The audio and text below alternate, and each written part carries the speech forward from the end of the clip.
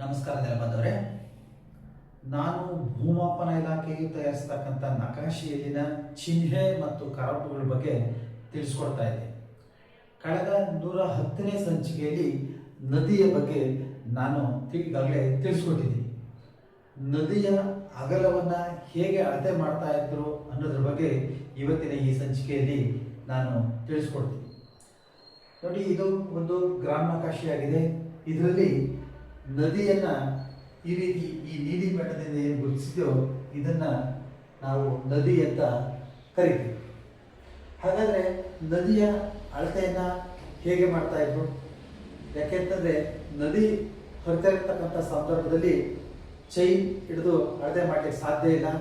ಆದ್ದರಿಂದ ತಮ್ಮದೇ ಆಗಿರ್ತಕ್ಕಂಥ ವಿಧಾನವನ್ನು ಅನುಸರಿಸಿ ಈ ಹಿಂದೆ ಮೂಲ ಭೂಮಾಪನ ಸಮಯದಲ್ಲಿ ನದಿಯ ಅಗಲವನ್ನು ಅಳತೆ ಮಾಡಿದ್ದಾರೆ.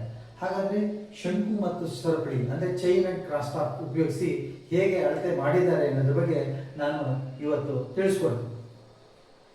ನೋಡಿ, ಇದು ನದಿಯ ದಡ ಆಗಿರುತ್ತೆ.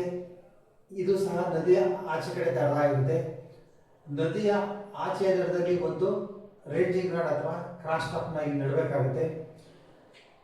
ಇಲ್ಲಿ ಒಂದು ಕ್ರಾಸ್ ಟಾಪ್ನಿಂದ ಇದನ್ನ ವ್ಯೂ ಮಾಡಿಬಿಟ್ಟು ಮಾಡಬೇಕಾಗುತ್ತೆ. ನಂತರ ಇದೇ ಸರಳ ರೇಖೆಯನ್ನು ಹೀಗೆ ಮುಂದುವರಿಸಬೇಕಾಗತ್ತೆ. ಇದು ಪಾಯಿಂಟ್ ಎ ಆದರೆ ಇದು ಪಾಯಿಂಟ್ ಬಿ ಆಗುತ್ತೆ. ಸೊ ಇದೇ ಕ್ರಾಸ್ ಟಾಪ್ನಿಂದ ಹೀಗೆ ಒಂದು ನದಿಗೆ ಸಮಾನಾಂತರವಾಗಿ ಒಂದು ಅಡ್ಡ ರೇಖೆಯನ್ನು ಸಹ ನಿರ್ಮಿಸ್ಕೋಬೇಕಾಗುತ್ತೆ. ಇದರ ಅಳತೆಯನ್ನು ತಗೋಬೇಕು. ನಂತರ ಬಿ ಡಿ ಅಳತೆಯನ್ನು ಸಹ ತಗೋಬೇಕಾಗುತ್ತೆ. ಇದು ಒಂದು ಪಾಯಿಂಟ್ ಸಿ ಅಂತ ನಾವು ಮಾರ್ಕ್ ಮಾಡಿದ್ವಿ.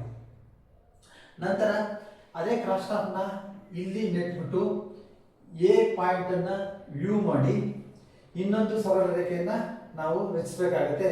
ಇದು ಈ ಬಿ ಡಿ ರೇಖೆಯನ್ನ ಡಿ ನಲ್ಲಿ ಸಂಧಿಸುತ್ತೆ.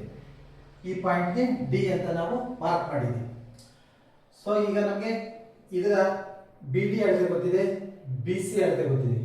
ಇದರಿಂದ ನಾವು ಹೇಗೆ ನದಿ ಅಗಲವನ್ನು ಕಂಡುಹಿಡಿಯೋದು ಅನ್ನೋದ್ರ ಬಗ್ಗೆ ತಿಳಿಸ್ಕೊಡ್ತೀವಿ. ನೋಡಿ, ಇದು ಎ ಬಿ ಸಿ ಮತ್ತು ಬಿ ಸಿ ಡಿ ಈ ಎರಡು ಟ್ರಯಾಂಗಲ್ ಸಿಮಿಲರ್ ಟ್ರಯಾಂಗಲ್ಸ್ ಅಂದ್ರೆ ಸದೃಶ ತ್ರಿಭುಜಗಳು. ಸೊ ಇದನ್ನ ನಾವು ಸರಳೀಕರಣ ಮಾಡಿದ್ರೆ ಅಂದ್ರೆ A B divided by B C is equal to B C divided by B D ಆಗುತ್ತೆ. ನೋಡಿ, ಇಲ್ಲಿ A B divided by B C equals B C divided by B D ಆಗಿದೆ.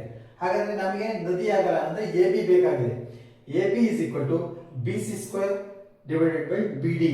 ನಮ್ಗೀಗಾಗಲೇ ನಾವು ಸರಪಳಿ ಮೂಲಕ ಬಿ ಸಿ ಅಳತೆಯನ್ನು ತಗೊಂಡಿದ್ದೀವಿ, ಅದನ್ನ ಇಲ್ಲಿ ನಮೂದಿಸಿ ಮಾಡಬೇಕು.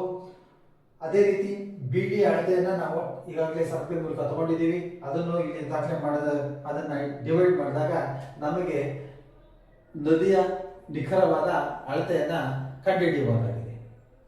ನೆಲಮಾಪನಕ್ಕೆ ಸಂಬಂಧಪಟ್ಟಂತ ಎಲ್ಲ ವಿಡಿಯೋಗಳು ಫೇಸ್ಬುಕ್, ಇನ್ಸ್ಟಾಗ್ರಾಮ್, ಥ್ರೆಡ್ ಹಾಗೂ ಯೂಟ್ಯೂಬ್ನಲ್ಲಿ ಲಭ್ಯವಿದ್ದು ತಾವು ನೆಲಮಾಪನ ಎಂದು ಸಬ್ಸ್ಕ್ರೈಬ್ ಆಗಿ ವೀಕ್ಷಿಸಬಹುದಾಗಿದೆ. ಮುಂದಿನ ಸಂಚಿಕೆಯಲ್ಲಿ ಮತ್ತೊಂದು ವಿಧಾನ ಮೂಲಕ ನದಿಯನ್ನು ಹೇಗೆ ಅಳತೆ ಮಾಡಿದ್ರು ಅನ್ನೋದ್ರ ಬಗ್ಗೆ ತಿಳಿಸ್ಕೊಡ್ತೀನಿ. ಅಲ್ಲಿವರೆಗೂ ನಮಸ್ಕಾರ.